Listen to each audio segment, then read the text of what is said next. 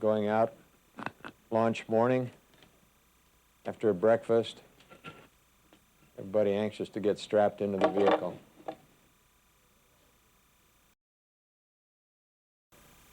Roughly 7 million pounds of thrust. It was an exciting ride for us. There was a lot of racket, shake, rattle, and roll here. Very rapid turn, or roll maneuver, that is, to head downrange. Things ticked along quite well throughout as we watch Vance, Bruce, the mid-deck.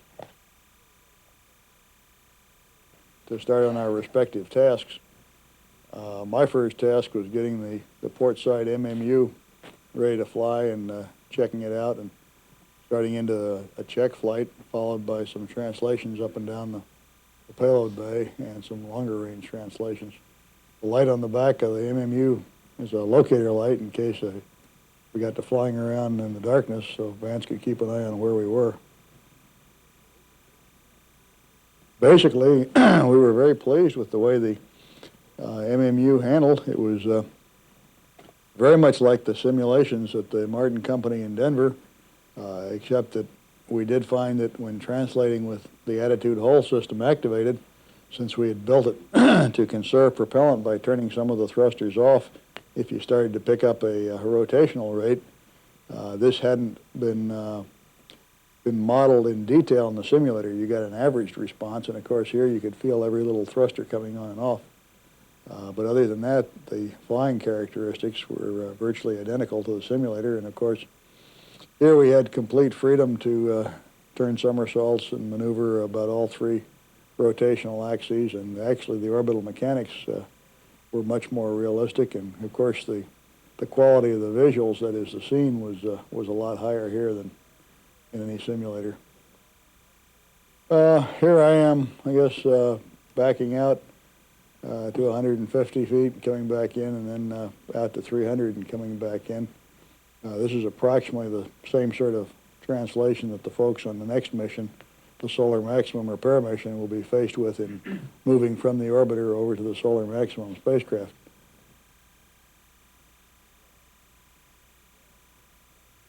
It was interesting seeing Bob and Bruce go out to 300 yards. We had some qualms about it before the flight. We were concerned to have a naturally human being out that far untethered, but we had backup procedures to go get them if anything went wrong with their equipment. So by the time flight came along, we were quite happy with the idea, and it turned out to be not bad. Back inside the cabin after the first EVA, one of the tasks was to recharge and replenish the pressure suits, or EMUs.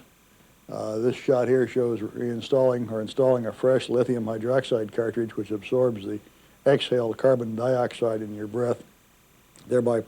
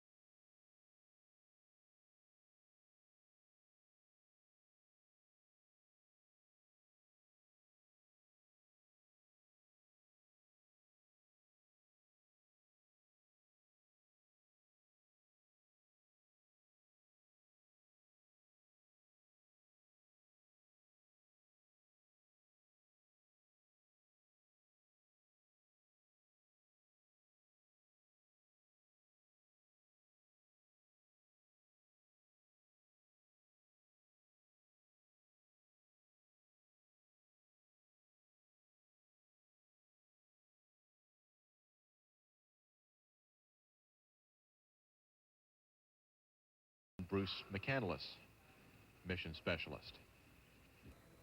The mission emblem on the cake on the breakfast table, which is discovery with the Hubble Space Telescope on a field of planets, stars. This is shuttle launch control at T-minus. Here is Navy Captain Bruce McCandless.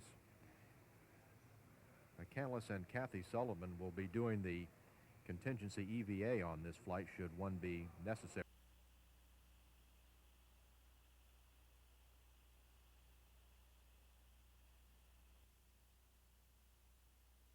The crew now headed for the elevator that will take them down to the first floor, where they'll board the Astrovan for the 20-minute ride out to Pad B. The commander and the pilot, Commander Shriver and pilot Charlie Bolden, Bruce McCandless, and members of the support team that will be going out. There is the crew headed down the elevator. And momentarily we'll see them boarding the Astrovan.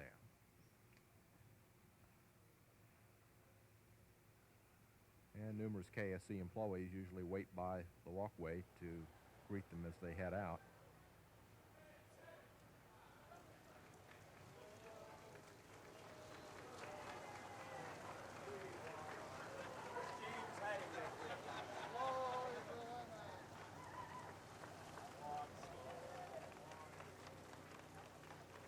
Main engine start.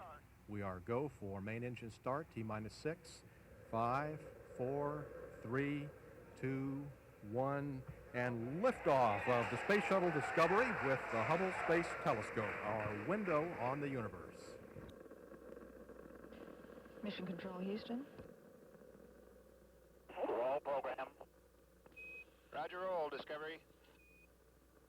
The roll maneuver puts the vehicle in the proper launch plane.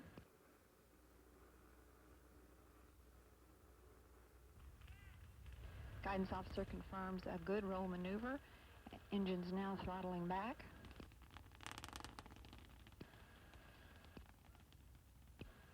The throttle down maneuver assists in reducing the aerodynamic loads on Discovery as it passes through the area of maximum dynamic pressure.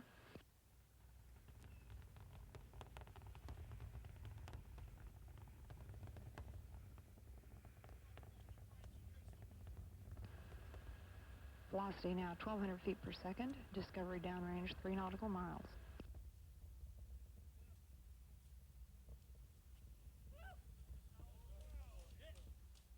Discovery, go at throttle up. All 3 engines now throttled back up. Go at throttle up. Engines at 104%. The go at throttle up call signifies that all systems are performing well. All 3 auxiliary power units look good. Discovery's velocity now 2,300 feet per second and is downrange 8 nautical miles. Photographic equipment on the flight deck to document the deploy activities. Discovery, Houston. Go ahead, Story.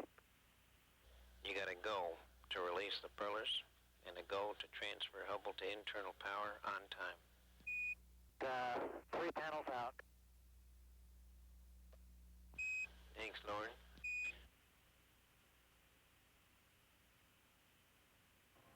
When fully deployed, both of the arrays together produce about 6,000 volts, about half of which is required to operate telescope systems, and during the daylight side of the pass, the other half is used to recharge the 6 nickel hydrogen batteries.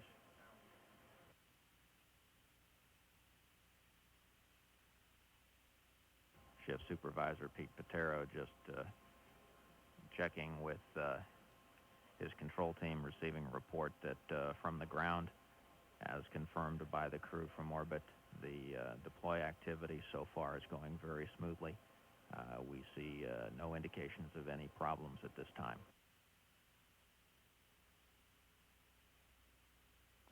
Discovery, you can go auto burn. We're setting up for the other array.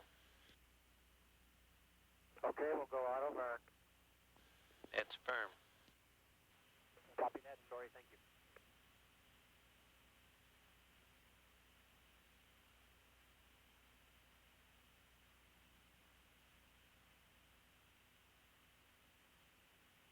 And status for you, Houston.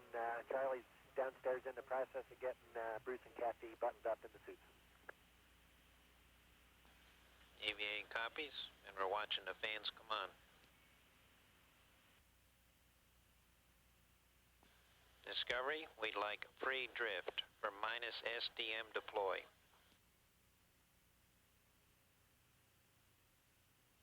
Okay, we copy free drift. It's firm. Okay, you're in free drift now. Thank you. We see motion. So do we, Lauren.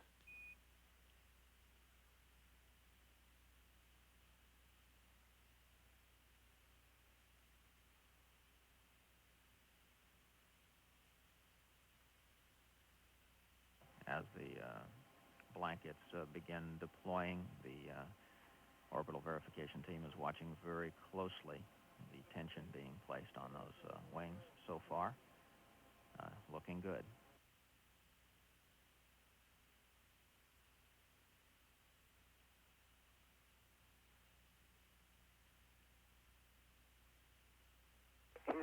Discovery, go for Hubble release. Okay, we have a go for release, and we're going to be a minute late. Okay, Charlie. Houston, Discovery. Go ahead, Charlie. Okay, Story, we've been taking marks. Residuals and ratios look good, and we'd like to go ahead and go to filter state. We concur, Charlie. Story, I was taking pictures. You want? I may have missed your call. You want to go ahead and do RMS power down so we can get the guys out of the airlock set up for them? But that's at your convenience, Steve. But once we do have the RMS stowed, then we'll back out of EVA. Okay. I'll tell you what. We'll spend just a few more minutes then getting some pictures here. Yes, sir. Do just that. To our training team who worked really so hard with us for actually quite a long time, a couple of years while I've been with the crew anyway. So we really appreciate all the long hours and late hours and all the hard work that they did. And it's really paid off, we believe. And we'd like to thank them for the little cards they gave us to read while we're here on orbit. They're very appropriate. And we'd just like to let them know that all's going well. We're feeling great, and to give Becky our official signal. Okay, I'm sure they're watching. If they don't happen to be right now, I will call them.